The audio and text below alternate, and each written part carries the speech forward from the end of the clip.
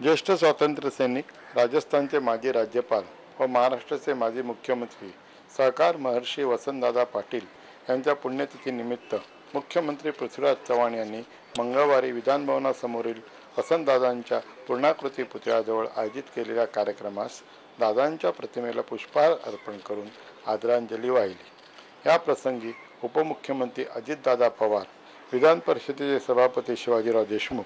विधानसभा अध्यक्ष दिलीप वळसे पाटील, प्रदेश काँग्रेस अध्यक्ष माणिकराव ठाकरे, गृहमंत्री आर पाटील, मदत व पुनर्वसन मंत्री पतंगराव कदम, पाणी पुरवठा मंत्री लक्ष्मण ढोबळे, गृह राज्यमंत्री सतेज पाटील, आमदार सर्वश्री गिरीश बापट, संजय दत्त, मधु चव्हाण, सुभाष चव्हाण, मोहन जोशी व दादांचे मानसपुत्र यशवंत हप्पे आदी मान्यवर उपस्थित होते।